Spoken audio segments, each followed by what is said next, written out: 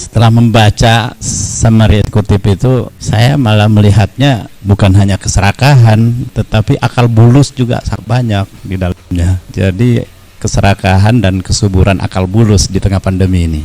Bukan hanya orang Islam, Pak Tamsir, kami juga di kalangan Hindu itu tidak bisa masuk surga kalau banyak utang. Jadi kita itu harus diselesaikan juga utang dulu. Kalau begitu sama-sama kita ini, supaya kita tidak terhambat untuk masuk surga ya. Kalau utang ini tidak bisa selesaikan, yang mengakibatkan terjadinya utang yang itu yang selesaikan. Pandemi kalau di Indonesia ini jadi korban. Kalau di negara lain kan menelan korban. Kalau di sini dia yang jadi korban. Jadi iblis dan setan di sini bersatu betul, luar biasa ini.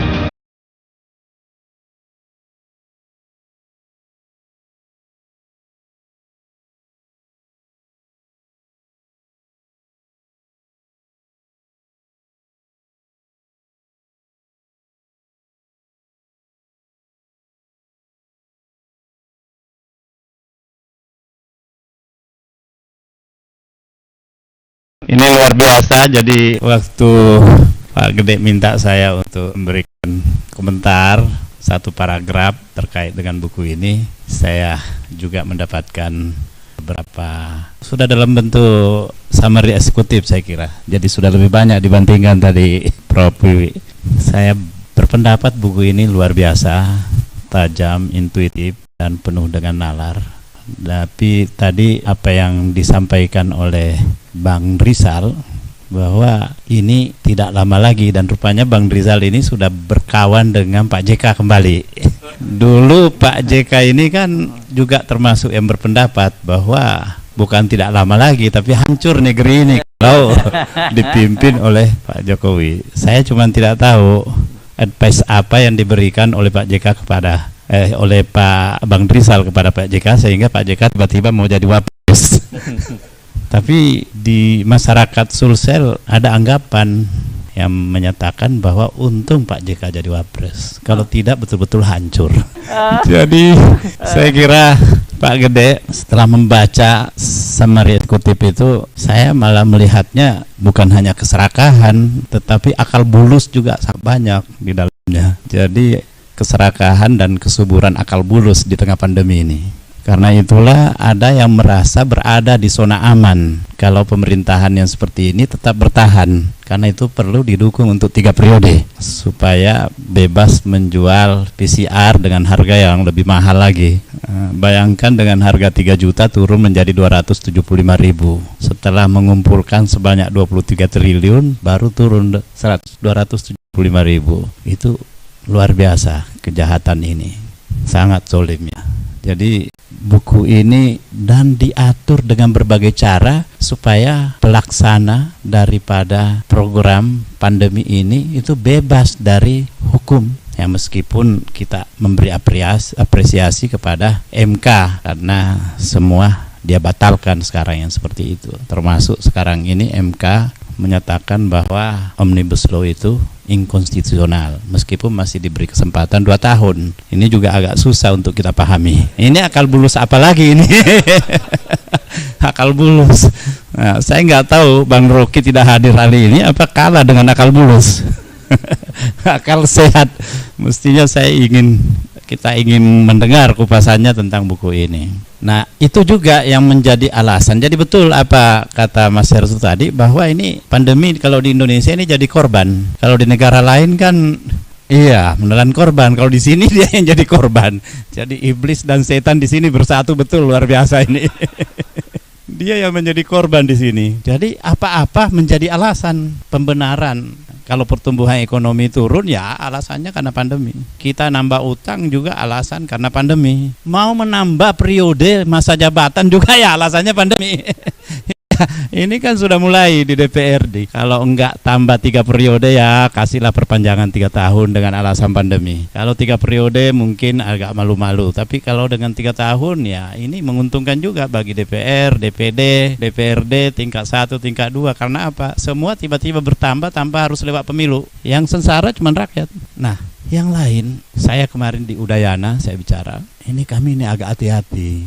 Lagi kami ini kan orang Islam. Orang Islam itu bisa terhambat masuk surga kalau terhalang oleh utang, saya bilang. Nah, kita ini bisa secara kolektif susah masuk surga ini karena kita banyak utang dan akan terus tambah utang. Dan utang kita itu akan lebih besar tambahannya daripada kemampuan kita untuk membayar bunga utang. Ini luar biasa. Oh, teman-teman saya di sana guru-guru besar itu mengatakan, bukan hanya orang Islam, Pak Tamsir, kami juga di kalangan Hindu itu tidak bisa masuk surga kalau banyak utang. Jadi kita itu harus diselesaikan juga utang dulu. Nah, kalau begitu sama-sama kita ini supaya kita tidak terhambat untuk masuk surga ya. Ini gimana menyelesaikan ini? Kalau utang ini tidak bisa selesaikan, yang mengakibatkan terjadinya utang yang itu yang kita selesaikan. Nah, sekarang ini udah ada DPD sekarang ini dengan Bang Repli ini luar biasa, sudah jalin kerjasama yang cukup luar biasa. Tadi malam juga saya mestinya ikut bergabung untuk geruduk beliau ini kan, tapi saya sambil menunggu driver datang, saya tertidur di perpustakaan dan rupanya dia nggak mau bangunin saya. Jam 11 bangun, udah langsung itu nonton 2 anggota DPD yang datang ke rumah beliau itu untuk memperjuangkan presidensial threshold 0%. Bahkan sekarang ini kita lebih maju lagi, bukan lagi pada presidensial threshold saja, tapi nanti kalau itu selesai atau kalaupun tidak selesai kita akan maju dengan amandemen. Amendemennya apa? Kalau dalam pasal 6A ini ayat 2 hanya mengatakan pasangan capres dan cawapres diusung oleh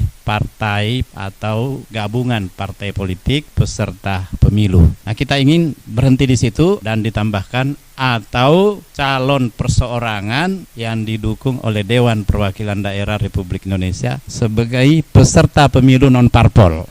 Jadi ada 2, ada peserta pemilu parpol, ada non parpol. Saya sudah bicara dengan Pak Lanyala. Harus dihindari kesan bahwa seolah-olah ini hanya untuk mendukung orang DPD. Saya bilang kita punya yang hebat-hebat juga di luar, itu harus bersama-sama memperjuangkan ini, dan dia juga harus punya peluang dan berkesempatan besar untuk itu. Lanyala bilang, saya tahu karena Anda berteman dengan Pak Gatot dan Pak Rizal Ramli, itu yang Anda maksud kan? Ya, termasuk Pak Anies Baswedan, Pak Ganjar, Pak Mahfud MD. Karena itu Pak Mahfud juga nanti kita mau ajak, karena sudah 2 anggota mantan ketua MK ini yang mendukung kita, Pak Jimli Asidiki dengan Pak Hamdan Sulfa. Pak Hamdan itu akan menjadi konsultan juga, koordinatornya Pak Repli Harun, harus di atas kalau Pak Repli. Iya. Nah, kita goda juga ini. Saya sudah goda Pak Mahfud. Sudah 2 mantan ketua MK. Ketiga saya undang untuk datang diskusi. Dia bilang saya sesuaikan nanti dengan waktu. Insya Allah dia bilang. Dulu kita undang waktu Pak Gatot dengan Bang Rizal dan Pak Lanyala di Serpong. Tapi mendekati pertemuan dia menyampaikan kalau dia tidak bisa hadir, tapi minta dijadwalkan ulang. Karena beliau ini bagus juga, kayak sekarang ini dinasehati Pak Dudung ini. Memang Papua itu saudara kita, PKB tidak, dia pemberontak, dia lawan kita. Saya nggak tahu apa Pak Dudung sadar sehingga dia akan meralat itu komentarnya, termasuk meralat komentarnya tentang tidak usah terlalu serius belajar agama.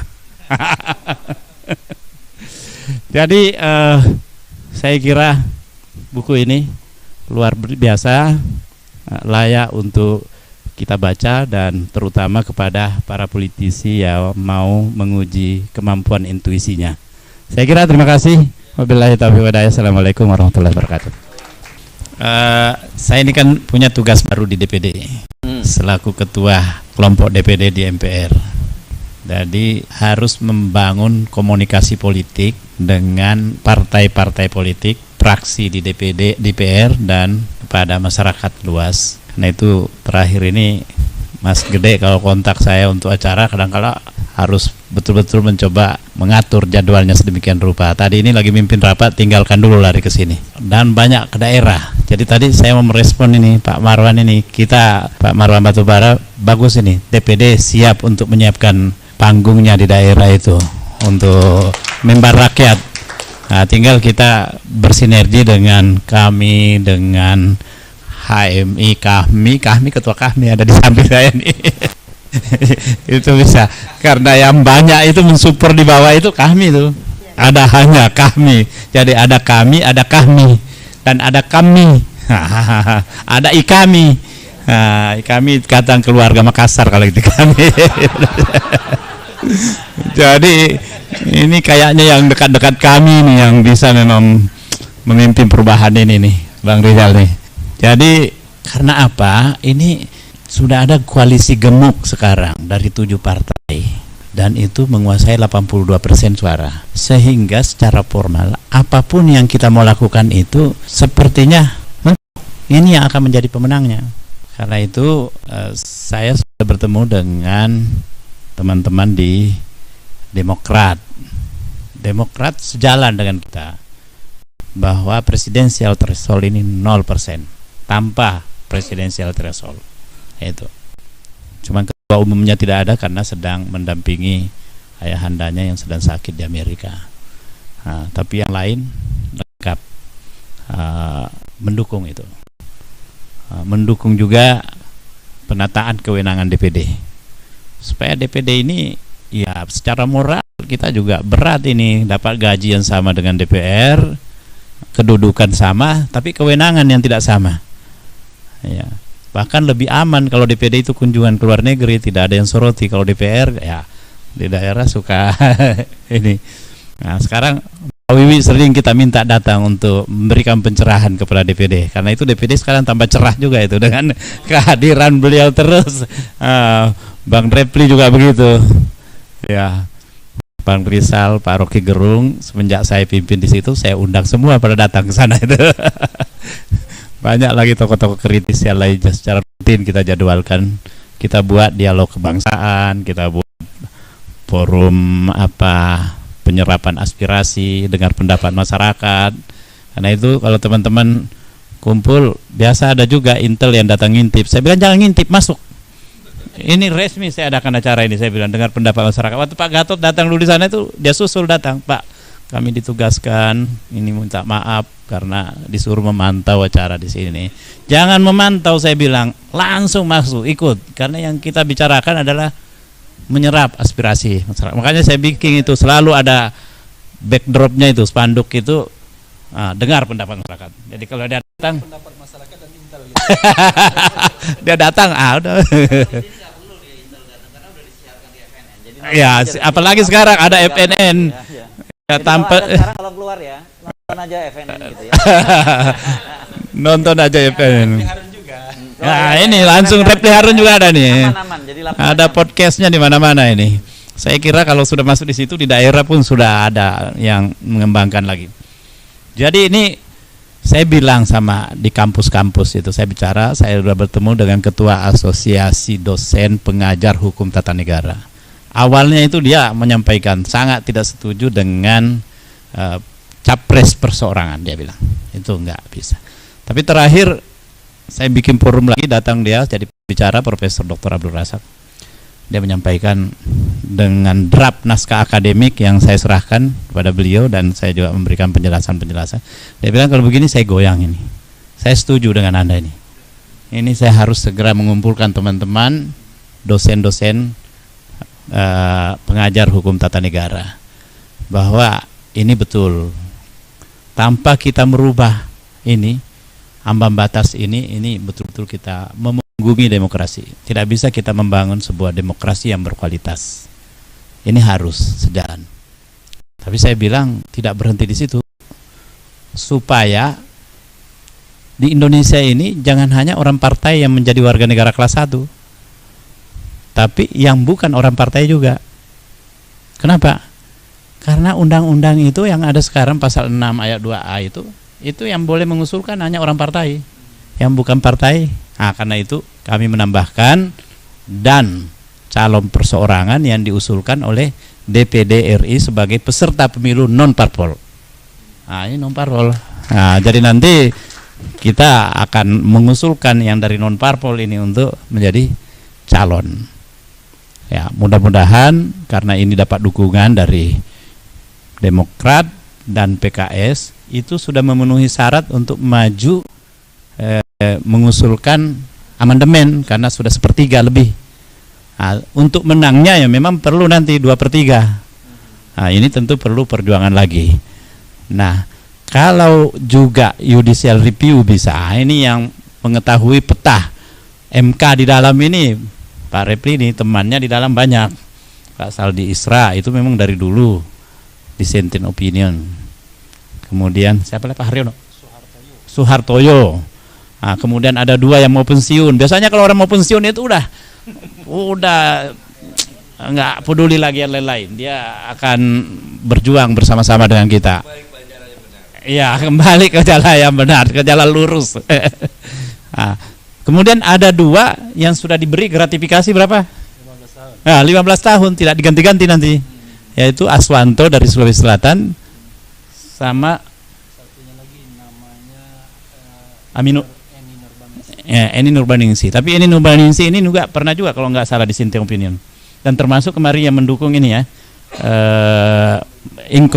Omnibus law yang omnibus ya. Nah, jadi